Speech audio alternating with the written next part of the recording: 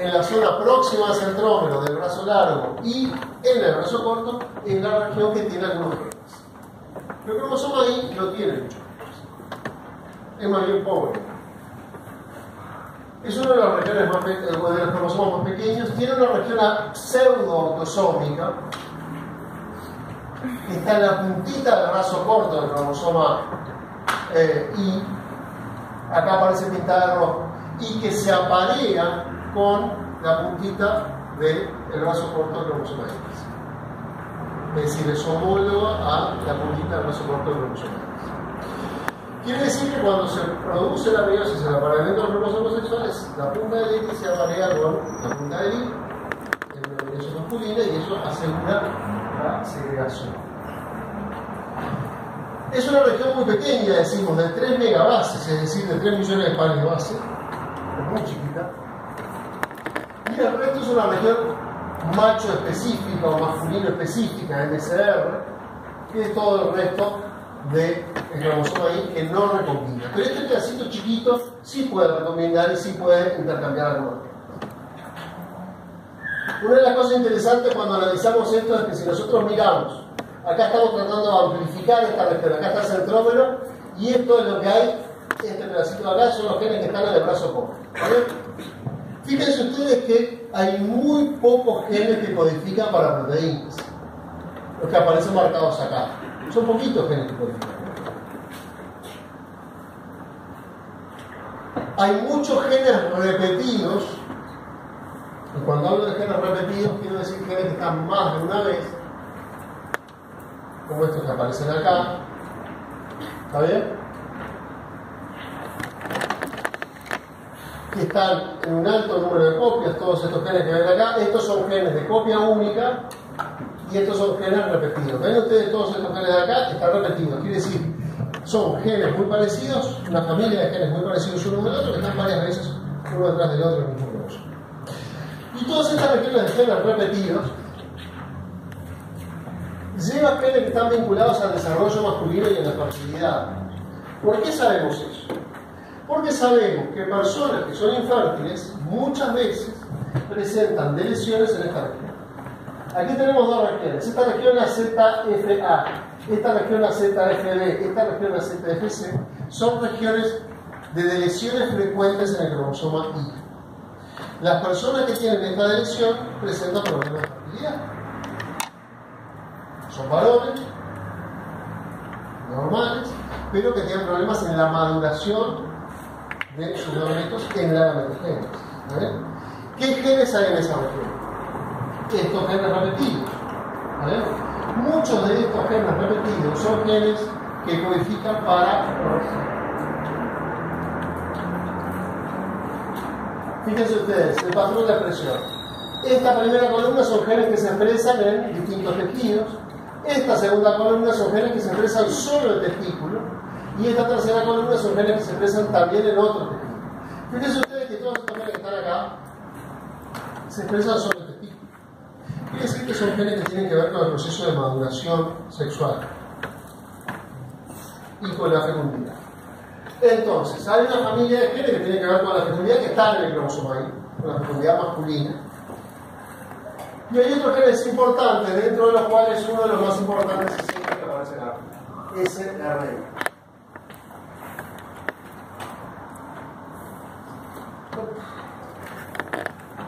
Este primer gen que aparece acá arriba, SRI, está muy cerquita de esta región que aparece acá como marcada como PAR1. ¿Qué es PAR1? Es la región pseudo-autosómica, la región que es igual a la que está en las puntas cromosómicas y donde puede ocurrir recombinación. ¿Y cuál es el gen más cercano a la región PAR1? El gen SRI. ¿Y quién es el que hace el gen SRI? Bueno, ahora lo vamos a ver más adelante. Por otro lado, el cromosoma X es un cromosoma grande, relativamente grande, un cromosoma mediano, el grupo C, que tiene una baja densidad de genes. Es decir, si uno mira el tamaño del cromosoma, la cantidad de genes en función de la cantidad de DNA que hay, es relativamente baja. Pero lo interesante es uno de los genes de los cuales conocemos más. Y hay más enfermedades asociadas al cromosoma X que cualquier otro. ¿Por qué? Por su modo particular de herencia.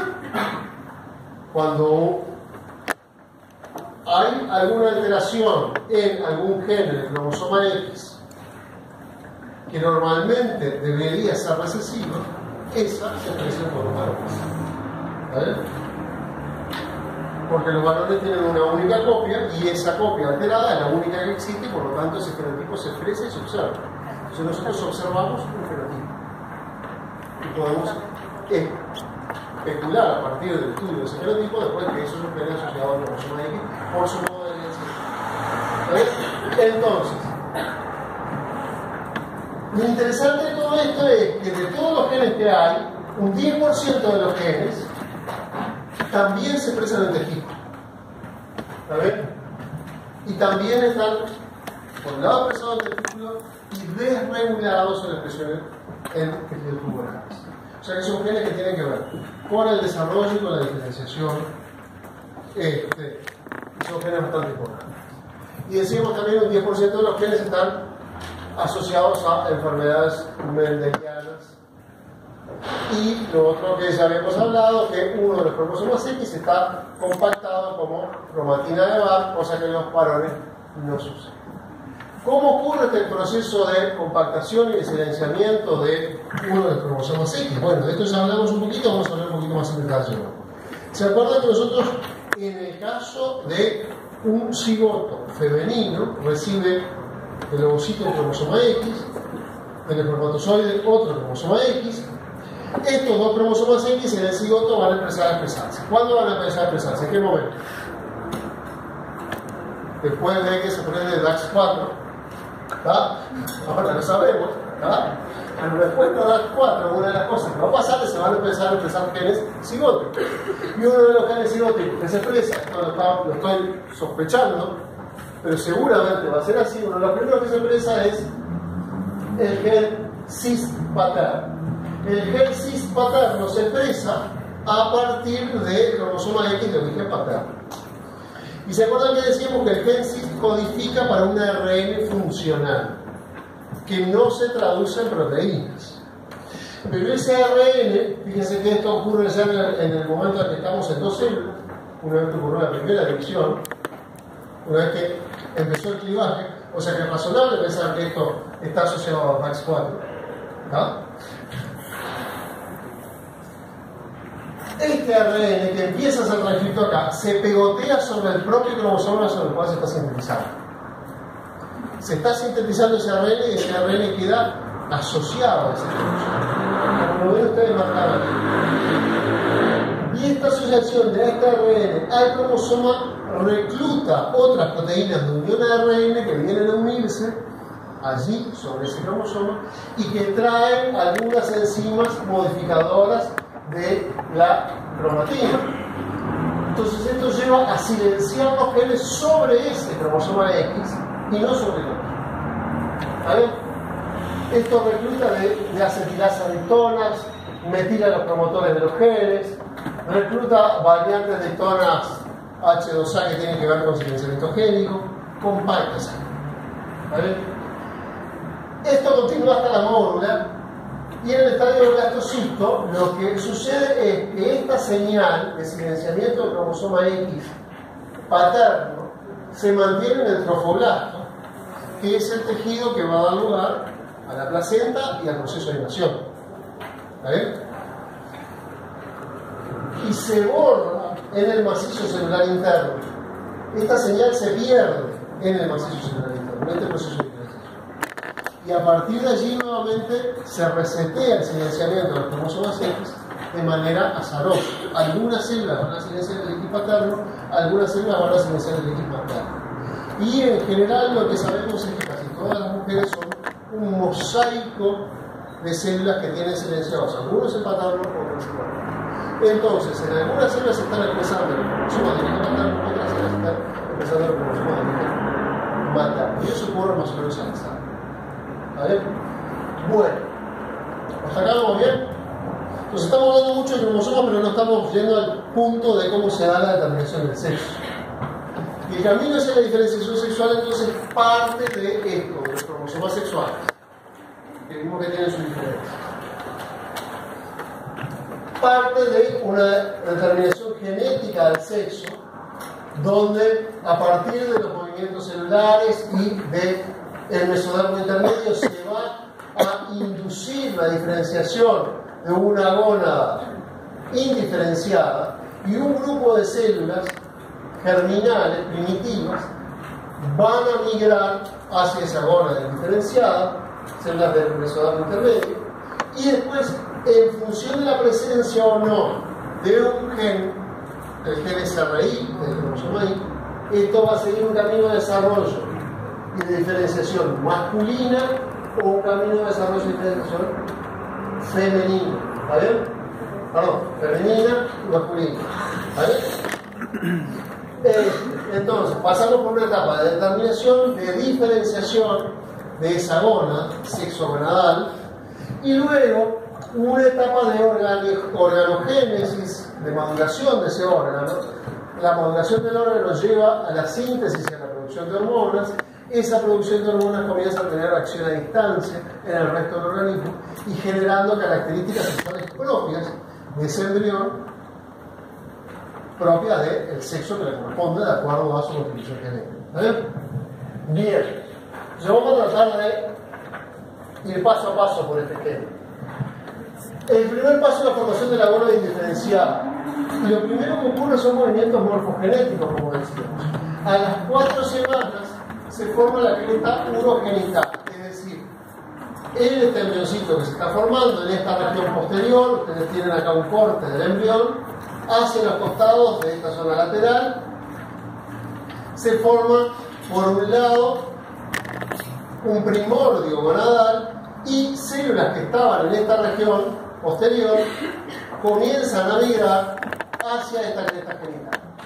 Y se forman dos conductos asociados, el conducto de Müller y el canal de Wolff, que todavía son dos conductos indiferenciados. Esto normalmente, cuando uno lo analiza en un corte, lo debería ver una gónada indiferenciada. Primero surge como una cresta genital que crece, y a medida que crece, las células germinales primitivas migran hacia esta región. Todavía no saben qué es lo que van a hacer, si van a dar lugar a espermatocitos o ovocitos, ¿no? Va a depender de lo que así suceda, pero se forma una gónada indiferenciada. A las 6 semanas ya estamos en esta situación, tenemos una gónada indiferenciada.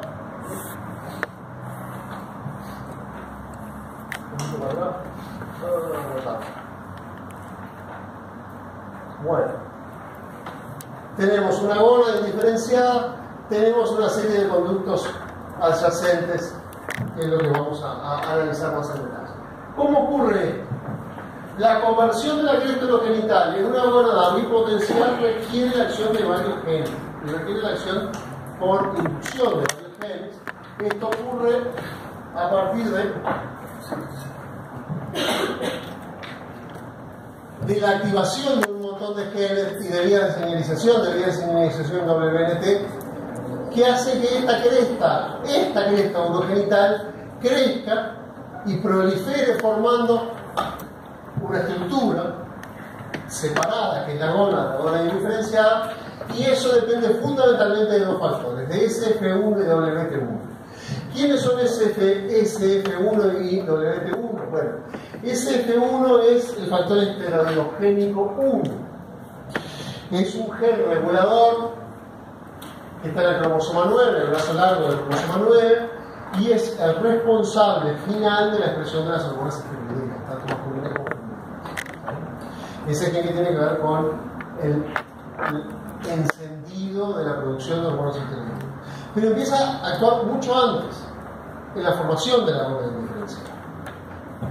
Nosotros lo conocemos por este papel, por eso se llama SF1, Esteroidogenic Factor, porque en cultivo cuando promueve la generación de hormonas. El otro gen importante es el gen WT1, gen conocido porque se sobreexpresan los tumores de Wilms. De ahí viene el nombre, WT1. Es un gen que está en el brazo corto del cromosoma 11.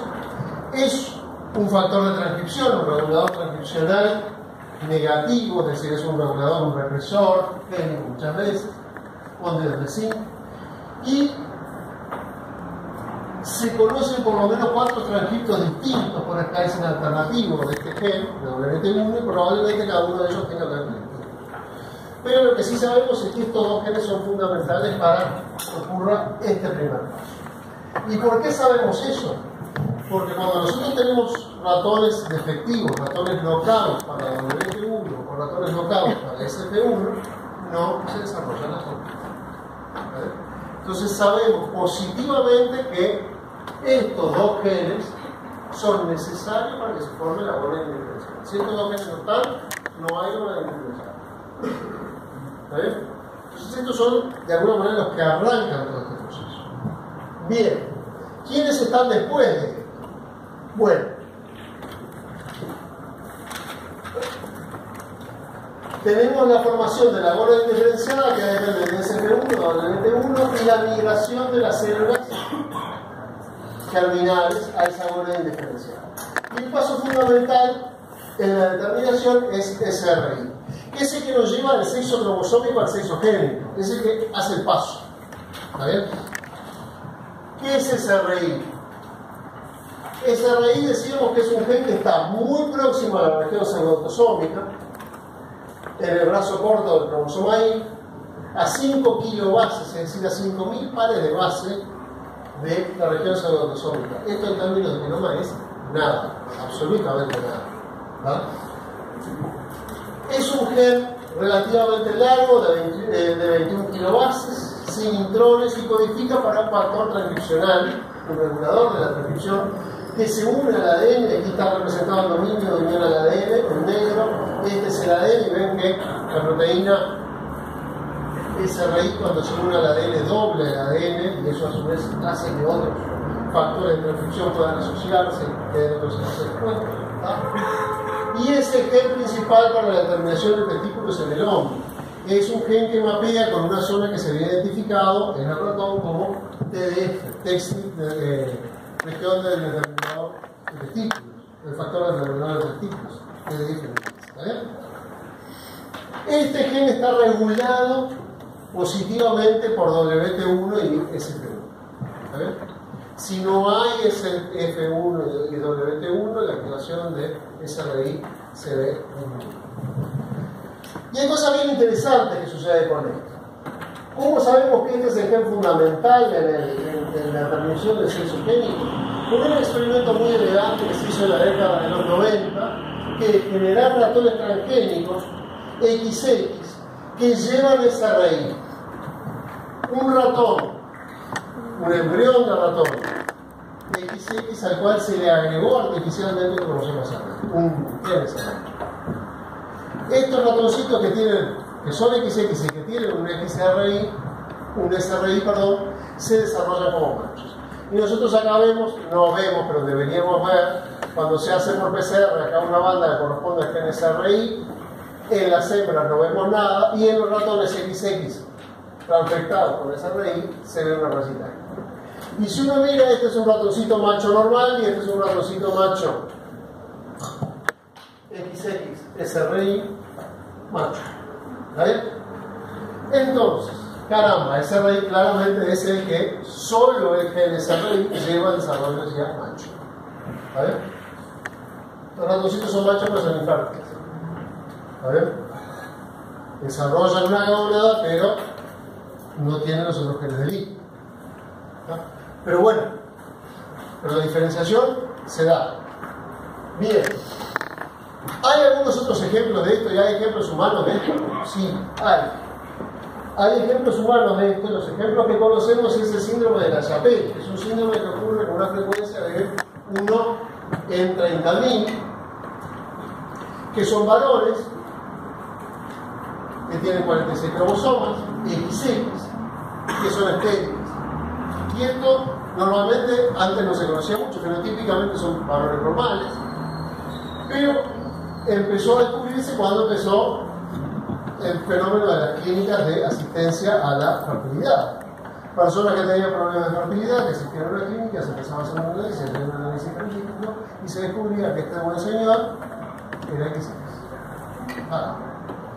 Pero ese XX, si uno analiza por PCR la presencia del gen SRI en las personas con el síndrome de Lagrange, esas personas tienen el gen SRI. ¿Dónde? En el cromosoma X. En uno de los cromosomas X tienen el gen SRI. ¿Por qué tiene el gen SRI en uno de los cromosomas X? ¿Y de dónde viene ese cromosoma X con SRI? Bueno, ese cromosoma X con SRI viene de la meridosis paterna, donde cuando se apareó el Y con el X ocurrió recombinación, y como el SRI está muy cerca de la zona pseudoautosómica de la recombinación, el X se llevó el SRI. Entonces, este buen señor tuvo la mala suerte de heredar el X que lleva el XRI, entonces se transformó en un señor enfermo. ¿No? ¿Qué es lo contrario? El síndrome de Soy, el producto de la misma meiosis pero del otro lado. ¿No? Es una mujer, también infértil, que tiene un cromosoma Y y que recibió el Y que no tiene SRI. Entonces, como no tiene SRI, sus gónadas se desarrollaron como varios, tuvo desarrollo sexual secundario femenino y es una señora infértil. ¿No? Entonces, estos dos síndromes nos muestran claramente el papel de SRI en la determinación del sexo. ¿Vale? Bien. ¿Está claro hasta acá? ¿Vamos bien? Bueno, seguimos. Entonces, SRI fundamentales. ¿Qué es lo que pasa con SRI? ¿Cuáles son los blancos de SRI? Sí.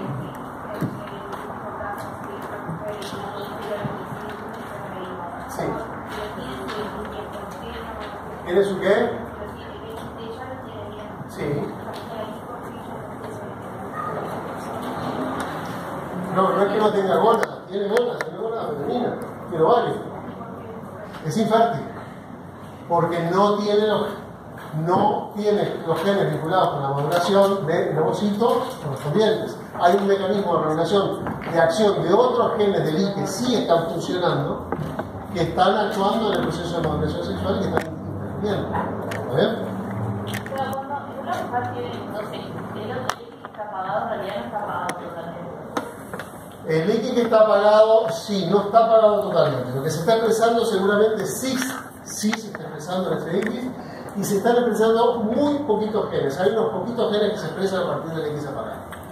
Es decir, el X apagado. Hay algunos poquitos genes que se expresan de manera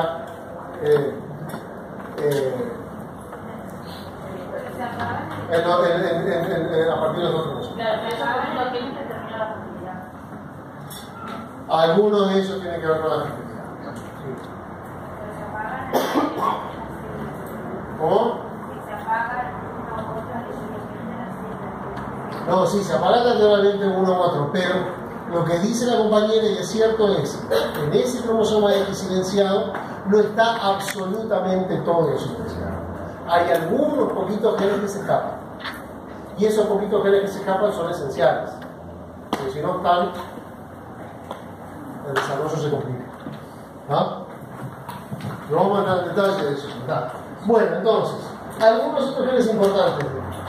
Acá tenemos otro gen importante que es SOX9. SOX9 es un gen que está en el cromosoma 17. Fíjense ustedes que estamos paseando de un cromosoma a otro, ¿está bien?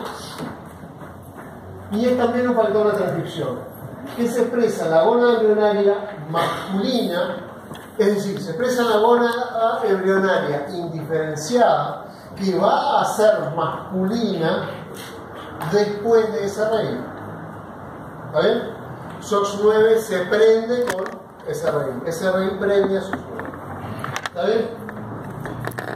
Mutaciones que inactivan al gen SOX9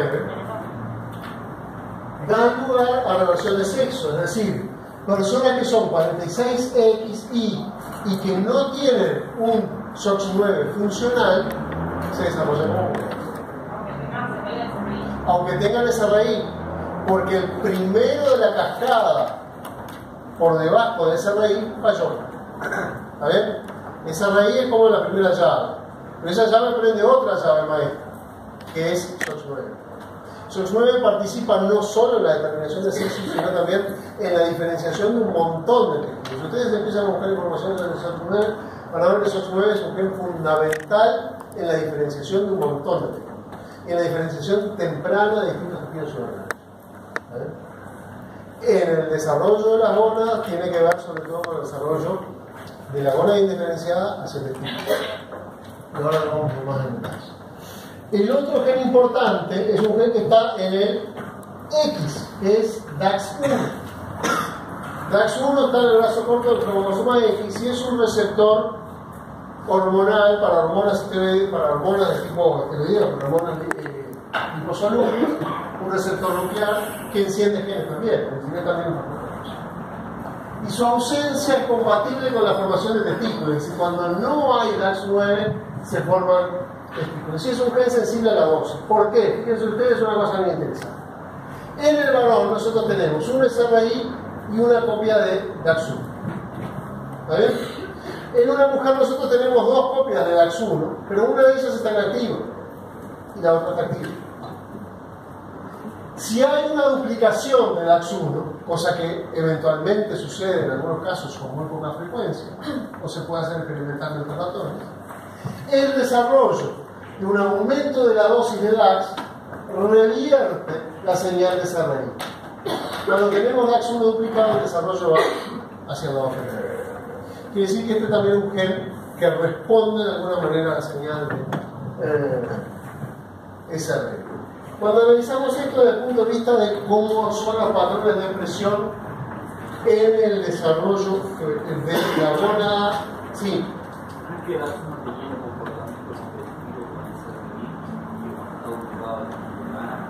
Cuando está duplicado de alguna manera hay más DAX1 y de alguna manera si compite la cantidad de señal que produce ese SR1 no es suficiente para el proceso de disminuir la DAX1. Vamos a verlo acá.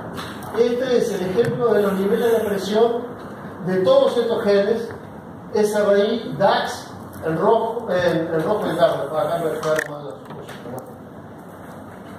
en verde es en las hembras, en rojos en los machos, ¿está bien? Y acá tienen, fíjense ustedes, en el desarrollo de el ratón, en una gónada indiferenciada, a partir del 10º día empieza a expresarse SRI, tiene su pico máximo de presión en el día 11 y luego decae hasta el día 13. Este gen se expresa en un punto y después se apaga. Cumple su papel de encender otros genes y después se apaga. ¿Qué es lo que pasa con DAX1 y con SOX9? Hay un nivel basal de expresión de SOX9 y de DAX1 en la gónada indiferenciada. Pero SOX9 en el varón se activa en respuesta a SRI. Lo ven ustedes acá. Cuando hay SRI, SOX9 se transcribe más, aparece más SOX9 y la gónada comienza su camino de diferenciación hacia abajo. Si no hay SRI, los niveles de transcripto de SOX9 caen, no se produce más SOX9 y la gónada progresivamente va entrando en el camino de diferenciación femenina. Por otro lado, DAX1, ¿está bien? Es de alguna manera bloqueado o inhibido. Al principio aumenta su presión, pero después fíjense ustedes cómo cae el varón en respuesta a la señal de SRI. Acá está muy bien lo que vos decís. Cuando hay mucho DAX, SRI no es suficiente para revertir la concentración alta de DAX1 que hay. Entonces DAX1 continúa en una concentración alta y lleva el desarrollo hacia OA. Siendo XY y habiendo SRI, pero si hay mucho DAX, la concentración de DAX es muy alta y la cantidad de SRI que se produce en ese pico de presión no es suficiente para revertirlo. ¿Está bien? ¿Saben qué es lo que figura que DAX vuelve más aumentado o más reducido? Se sabe. O sea, se sabe bastante de este momento. Yo no lo sé. Pero sé que se sabe. Se puede buscar información de él. Sí. Una pregunta. Con el pico que hay de SRI en el enunciado de DAX, el nivel de DAX igual está por encima del basal. Inicialmente sí, inicialmente DAX se activa, pero de alguna manera SRI de alguna manera, no sé si directa o indirectamente, y esto tiene que ver con la pregunta que tu compañero estaba haciendo, de alguna manera SRI está regulando negativamente a DAX. ¿Está bien? Entonces hay una relación negativa de SRI sobre DAX, que está bajando. Entonces, si la concentración de DAX que hay no es muy alta, el aumento de SRI lo que hace es ir abajo DAX. Si hay mucho DAX, esto no puede dar sigue arriba. Sí. Yo lo que entendí era que ambos se inhibirían más. Puede ser. O decís que DAX 1 está inhibiendo el SRI y que SRI a su vez está inhibiendo DAX 1. A ver, si pensamos en el ejemplo que está planteando el compañero, que parece ser bastante lógico, ¿verdad? Si hay mucho DAX, DAX inhibe de alguna manera SRI, disminuye la cantidad de SRI no puede estimular a SOX, baja SOX, DAX 1 no baja, porque no hay SRI para bajar, ¿no? Es una especie de, ¿no? Y por lo tanto se mantiene alto. ¿Está bien? Si hay mucho SRI y hay poco DAX, SRI inhibe a DAX y DAX no puede revertir esa inhibición. O sea que lo que el compañero está planteando es perfectamente razonable, ¿no? Si es razonable. Bien, buenísimo. Buenísimo punto. Bueno, bien. Entonces, hasta aquí venimos entonces con los primeros genes de esta cosa. Atrás de estos 3 o 4 genes que nosotros vimos hay toda una cascada enorme de genes que no vamos a